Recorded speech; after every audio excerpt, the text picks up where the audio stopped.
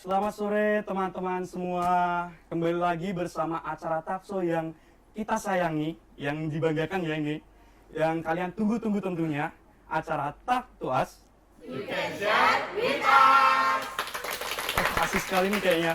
Kita ulangi sekali lagi ya. Boleh. Oke, 1, 2, 3. Talk to Us, you can share with us. Bareng aku Haji Bagus Pamungkas dan rekanku. Rosi, Selama 30 menit ke depan kita ini akan membahas atau berbincang-bincang ya tentang suatu hal yang asik dengan narasumber yang asik tentunya. Nah, katanya narasumber kita ini memiliki segudang prestasi nih Ros dan pengalaman yang tentunya dapat menginspirasi anak-anak muda zaman sekarang. benar banget bagus. Jadi hari ini kita bakal membawakan tema tentang anak muda yang berhasil menginspirasi anak muda yang lain dengan segudang pengalaman dan prestasinya.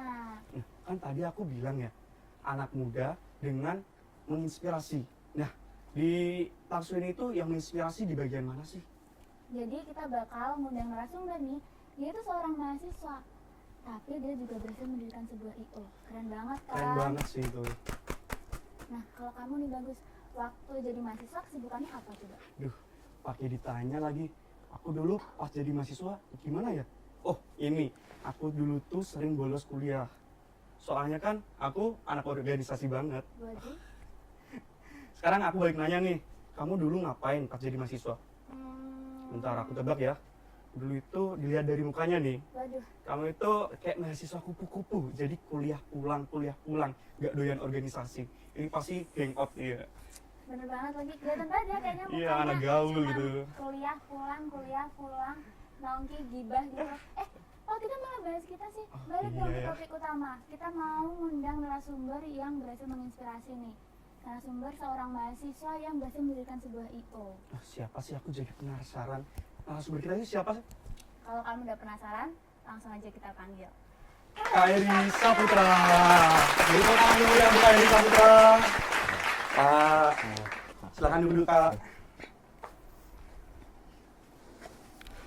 Ini kita enaknya panggil Kak atau Mas aja ini? Panggil Mas aja. Oh, Mas biar santai. Eri. Oke. Ini teman-teman yang ada di studio maupun yang sedang menyaksikan acara kami di rumah, pastikan udah terheran-heran atau kepo lah istilahnya dengan siapa sih sosok Kak Eri ini. Nah, jadi ada pepatah mengatakan nih Kak, Oke. tak kenal maka tak sayang. Cakep. Nah, jadi boleh dong kita kenalan gitu. Boleh. Oke, kenalkan nama saya Heri Saputra dari kelahiran Madiun, Jawa Timur, dan sekarang domisilinya di Yogyakarta karena ada kegiatan kuliah di Universitas Teknologi Yogyakarta. Jauh-jauh dari Madiun merantau ke Yogyakarta untuk kuliah di Universitas Teknologi Yogyakarta. Iya. Jurusan apa itu Kak Alu kita? Saya jurusan Ilmu Komunikasi, Fakultas Bisnis dan Humaniora. Oke, ini Kak Bagus Kak Heri pakai baju apa ya? Aku pakai baju formal di EO kami, namanya Alliance. Biasanya ini kami pakai kalau ada acara formal seperti rapat atau waktu pembukaan event, bahkan penutupan. Oke, nah tadi kan kita udah kenalan nih sama Kak Heri, kita udah tahu Kak Heri ini siapa, dari mana, dan kita juga udah tahu nih Kak Heri itu adalah seorang pendiri EO Alliance. Oke, bisa nggak sih Kak diceritain awal mula atau asal usul sejarah dari EO Alliance ini? Oke. Bentar, jangan dijawab dulu Kak Eri. Agar penonton yang ada di studio maupun yang ada di rumah makin penasaran, jadi kita ikutin pesan-pesan yang satu ini. Tetap bersama kami, Talk to Us, we can share with us.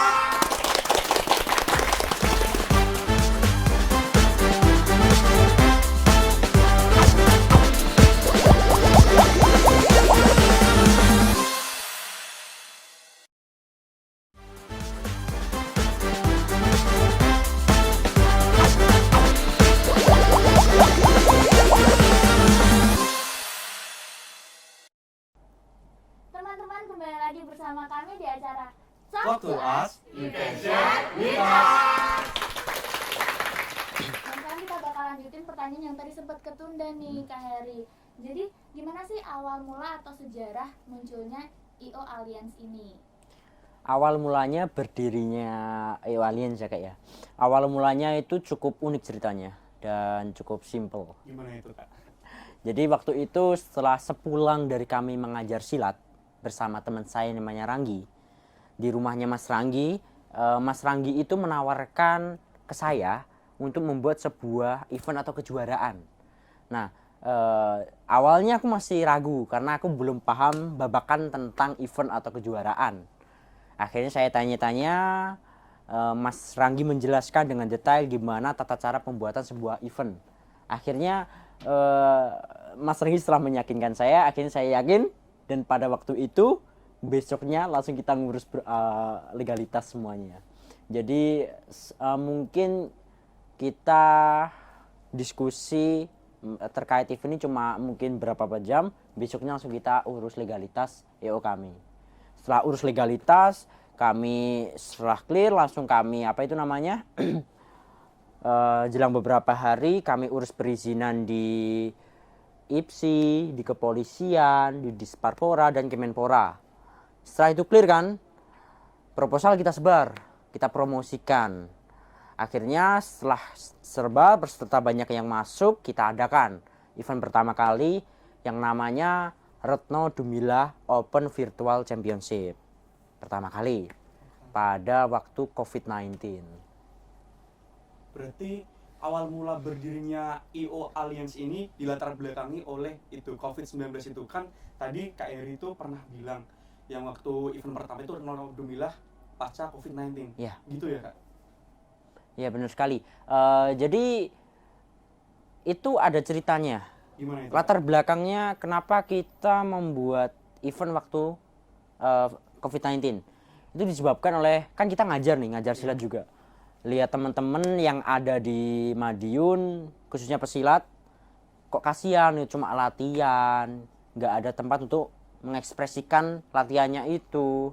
Akhirnya saya dengan teman saya Ranggi itu berinisiasi untuk membuat sebuah kejuaraan yang kami kemas secara virtual. Karena kalau kami kemas secara offline kan nggak bisa, karena kan masih waktunya COVID-19. SBB gitu. Iya, jadi agar tidak melanggar aturan kami buat secara virtual.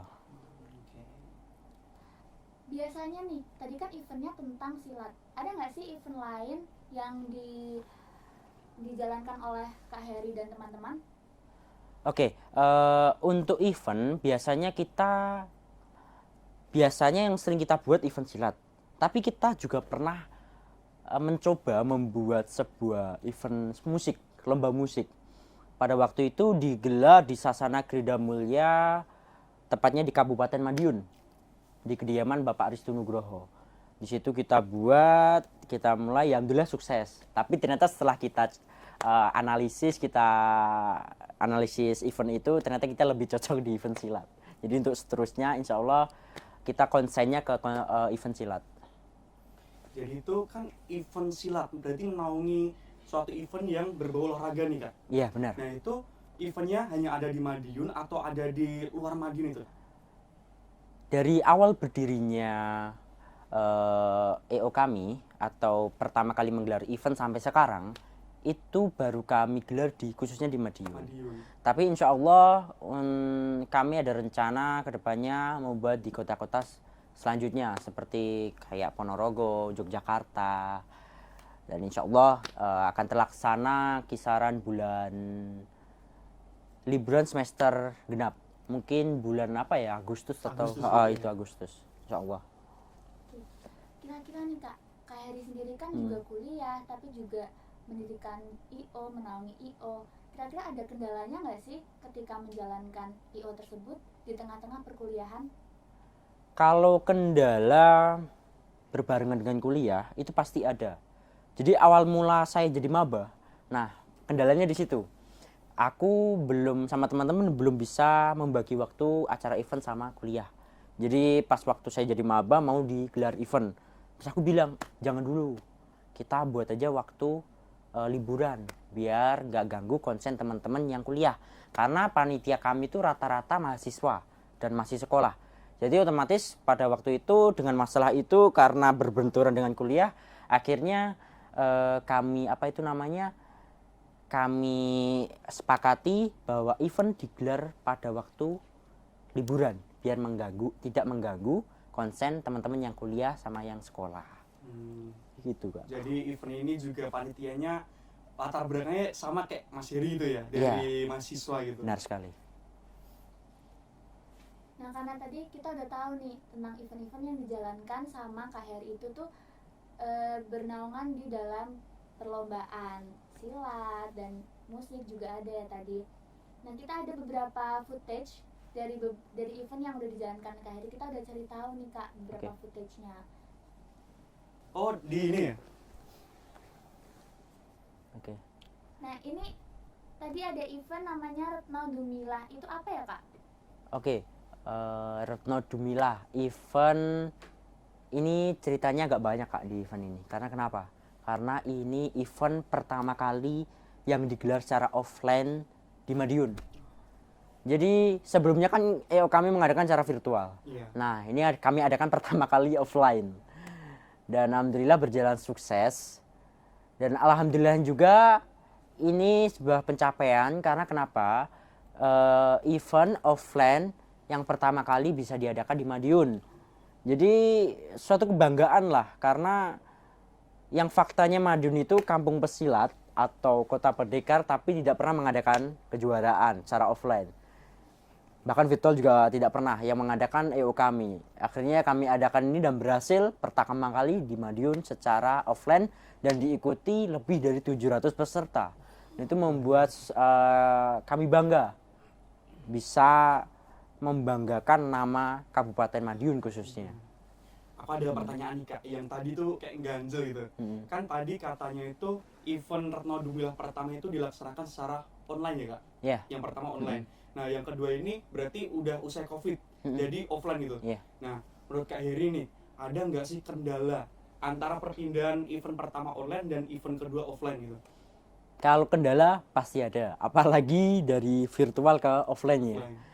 Kan virtual itu konsep pengerjaannya di waktu di lapangan sangat berbeda dengan si offline. Kalau offline mungkin lebih simple, cukup menyiapkan tempat untuk live dan si juri untuk penilaian. Dan kami sebagai panitia sebagai sekretari untuk merekap data. Kalau offline beda lagi. Kalau offline itu kita ketemu langsung dengan peserta di lokasi, komplain segala macam kritik kita merasakan secara langsung dan juga peralatannya jauh lebih banyak di offline seperti mungkin matras, gedung, peralatan pertandingan pencak silat dan lain sebagainya itu jauh lebih banyak. Jadi lebih membutuhkan effort lah kalau event offline itu. Jadi kalau event offline itu pahit manisnya lebih terasa ya? Lebih terasa. Kayaknya kita masih punya stok foto lagi deh. Kita masih punya stok foto lagi nih Kak Heri. Yang mana itu Kak Rasi? Coba. Kita masih punya lagi kok stoknya. Nah, ini kira-kira piala apa nih Kak Heri? Oke, ini event Tunas Muda Cup yang baru kami gelar pada bulan ini. Awal bulan Desember. Jadi ini event Tunas Muda Cup, event internal perguruan yang kami adakan di Madiun dan kebetulan saya yang menyerahkan piala itu. Jadi itu waktu penyerahan piala juara umum 1 yang didapatkan oleh Ranting Pilang Kenceng Kabupaten Madiun. Kenapa saya menyerahkan? Sebenarnya saya itu waktu itu jadi wakil ketua. Seharusnya kan biasanya yang menyerahkan ketua. Tapi kebetulan waktu itu ketuanya lagi repot. Akhirnya saya yang mewakilkan si ketuanya untuk penyerahan piala juara umum itu. Hebat banget ya ini Kak Heri, berarti masih muda. Di samping dia kuliah juga bisa mengurus suatu event organizer. Beri tepuk tangan yang meriah sekali lagi dong buat Kak Heri. Nah, karena kita udah ngobrol banyak nih sama Kak Heri tadi tentang event-eventnya yang udah dijalankan, kita bakal lanjut seru-seruan lagi di segmen selanjutnya. Jadi tetap di Talk to us.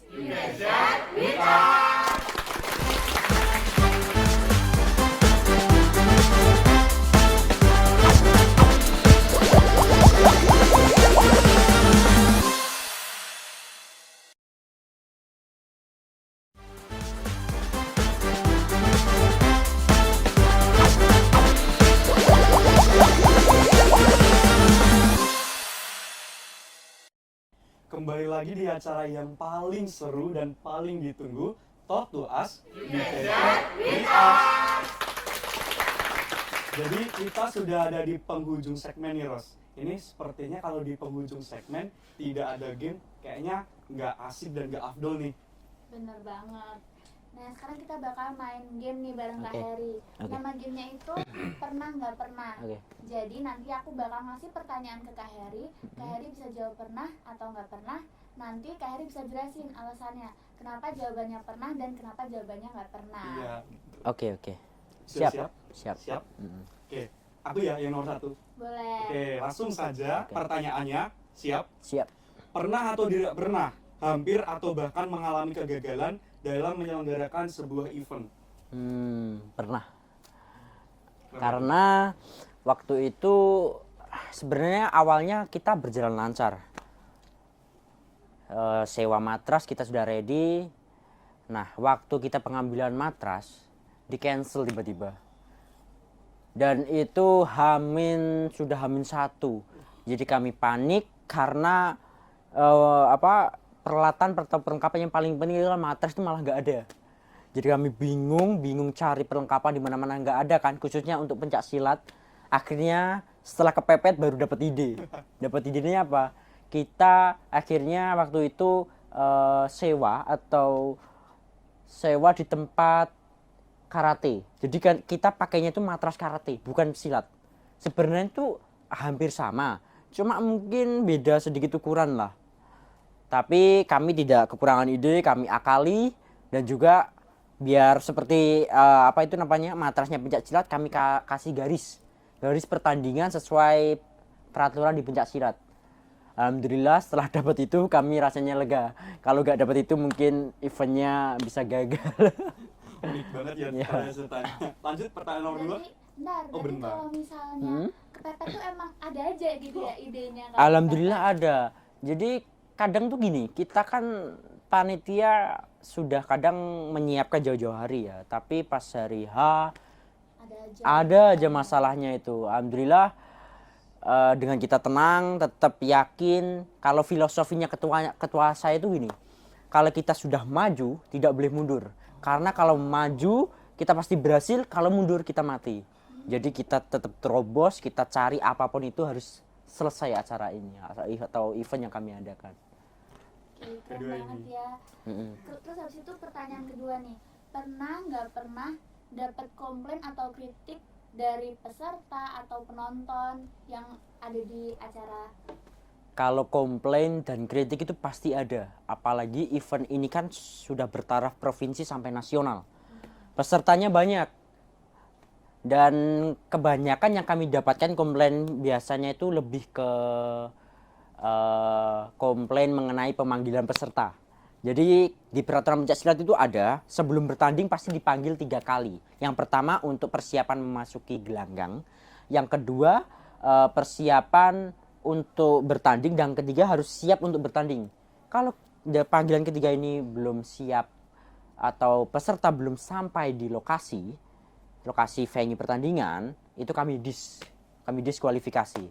Nah, udah jelas kan peraturannya, masih ada peserta itu yang komplain loh, saya itu belum dipanggil, padahal sudah jelas-jelas kami menaruh daup itu di mana-mana ada. Tapi kok malah dia masih komplain seperti itu. Ya biasanya kami cukup dengarkan, tapi tetap kami dan kami lanjut pertandingannya agar tidak mengganggu proses berjalannya event tersebut. Jadi seperti itu Kak, mungkin komplain yang sering kami temui. Kita lanjut. Oke. Tadi aku agak sedikit terlalu bersemangat ini Kak Rosi. Oke. Oke, pertanyaan nomor 3 ya. Pernah atau tidak pernah berselisih dengan sesama panitia event organizer?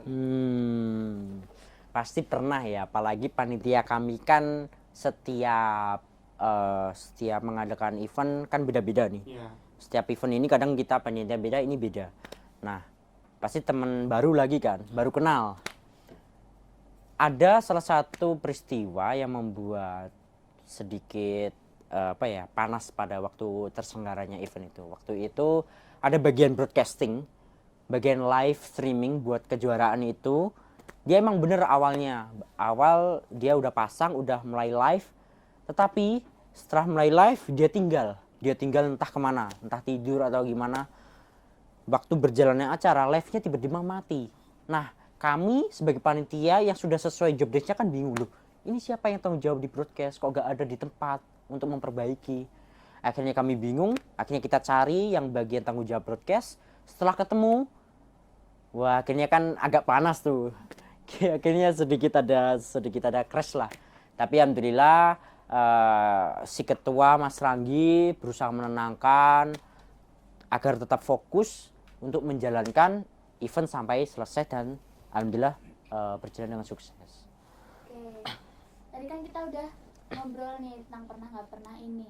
Kira-kira ada nggak pesan untuk anak muda masa kini biar tetap produktif nih? Oke, untuk pesan-pesan dari saya khususnya kepada pemuda, khususnya pemuda yang seusia dengan saya, yang masih mahasiswa, pesan saya kalian harus berani bereksperimen, harus berani mencoba agar kalian dapat pengalaman yang banyak gitu loh. Karena saya semakin terjun di lapangan itu ternyata saya itu masih kurang gitu loh. Masih kurang. Akhirnya kalian harus tetap banyak untuk terjun di lapangan, cari pengalaman agar siap menempuh masa depan. Kan kita itu background-nya sama sebagai mahasiswa kan Kak. Dari penjelasan tadi Kak Heri, itu aku kayak menangkap pesan gitu. Jadi kita sebagai mahasiswa itu harus bisa explore. Intinya keluar dari zona nyaman gitu ya Kak. Harus survive. Survive. Oke, jadi sekarang kita udah ada di penghujung acara nih teman-teman. Nah, kita mau berterima kasih sama Kak Heri karena udah mau datang, udah mau sharing sama kita semua yang ada di sini dan ada di rumah juga. Nah, kita bakal kembali minggu depan di acara yang lebih seru lagi. Tetap di Talk to Us, You Can Share With Us.